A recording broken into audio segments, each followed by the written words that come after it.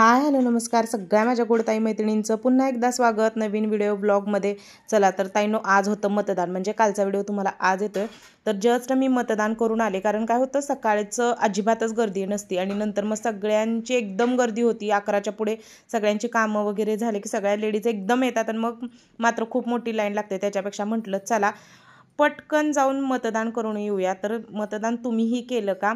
पुढे जाऊन मी त्याच्याशी बोललेलीच आहे, पण मी मतदान करून आलेली आहे आणि आता म्हटलं चला नाश्ता करूया। आज मी खूप लेट उठले, नाही म्हटलं तर मी 7:30 वाजता आज उठले। तिथून पुढं माझी आंघोळ वगैरे झाली, आंघोळ केली की लगेचच म्हणून तर साडी नेसलेली होती, कारण मतदान करायला जायचं होतं। मग साडी नेसली, मतदान करून आले आणि आता इकडे घरात नाश्त्याचं चाललेलं आहे। तर काय करायचं हा प्रश्न पडलेला। आज स्वयंपाक वगैरे काही नव्हतं, सकाळी कोणतीच कामं नाही।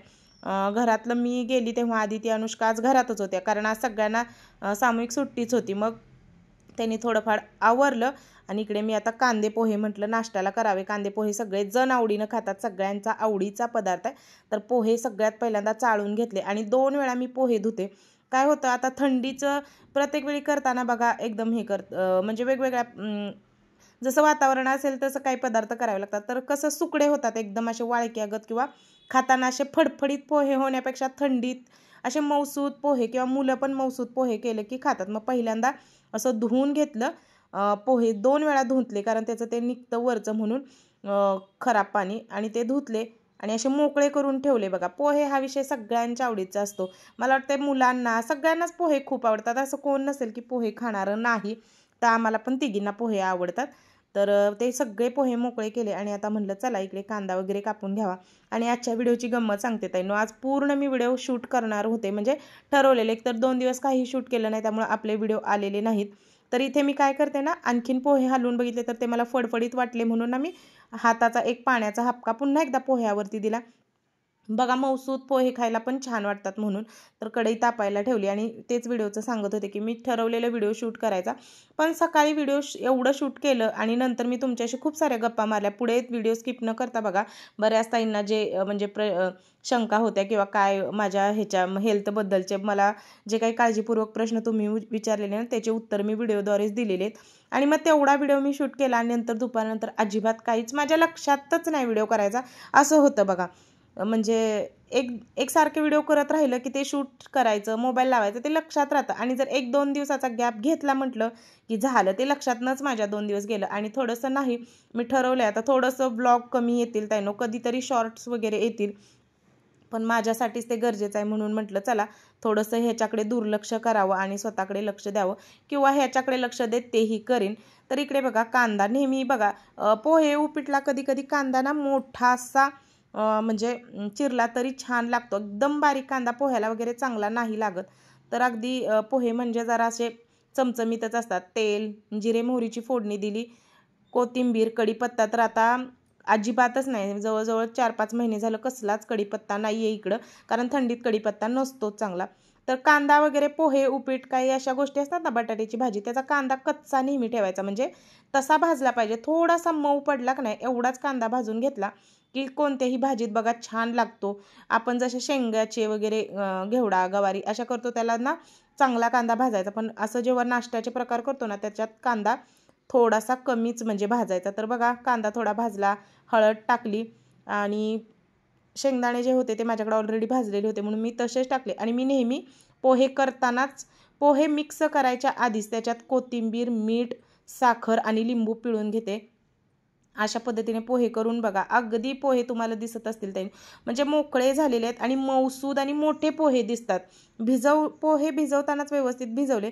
आता बऱ्याच ताईंचे खूप सारे पोहे असतात आणि खरं सांगू, आपण कितीही चांगले पोहे करत असू देत, आपल्याला बघा कुणाच्याही हातचे पोहे खरंच दुसऱ्याच्या हातचे आवडतात। म्हणजे माझं तरी तसं होतं, आपण किती पण चांगले करू दे, पण एखाद्याच्यात गेलं कोणी पोहे वगैरे असा नाश्ता दिला तर त्यात काही नसू दे, पण ते दुसऱ्याच्या हातचे पोहे खरंच छान लागतात।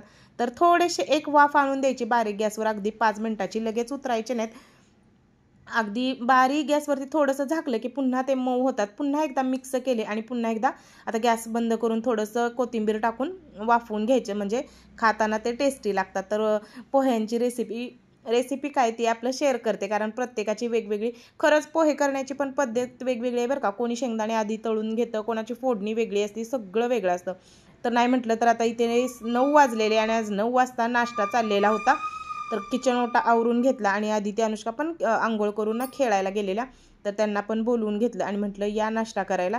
आणि आता थोडी तब्येत थोडी नाही ताईंनो, माझी तब्येत आता चांगली झालेली आहे. आता कोणताच इश्यू नाही आहे तब्येतीचा, हेल्थचा, म्हणजे ते दुखलं केलं असं काहीच नाही. तर इकडे बघा पोहे असे तयार झालेले होते. या सगळ्यांनी नाश्ता करायला पोह्याचा.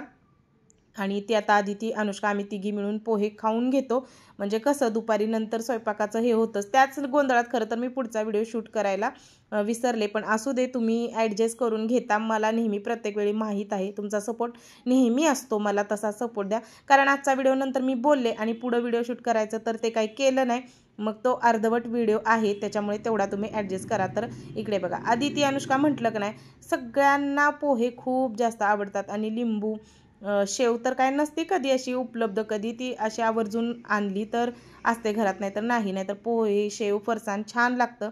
तर नाश्ता वगैरे झाला आणि आता तुमच्याशी मी ज्या काही आहेत त्या सगळ्या गप्पाच मारणार आहे.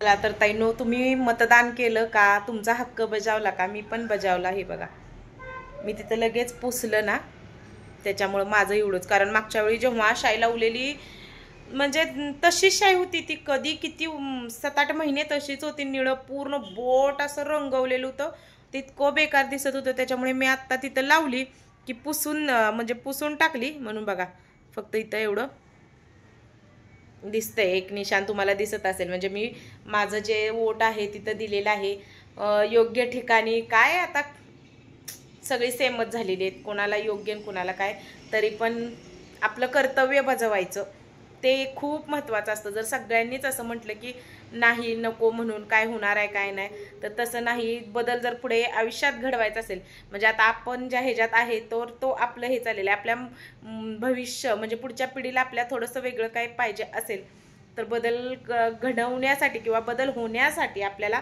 ही गोष्ट करणे गरजेची आहे. त्यात तो किती बदल होईल काय होईल आता काही सांगू शकत नाही. आणि तर चला ना, आत्ताशी तर 11 वाजले, कारण आज उशिरा उठली, कामं लवकर झाली आणि सगळं काम झालं. फक्त कपडे तेवढे सुकत घालायचे आहेत, ते पण घालते. देवपूजा सगळं झालेलं.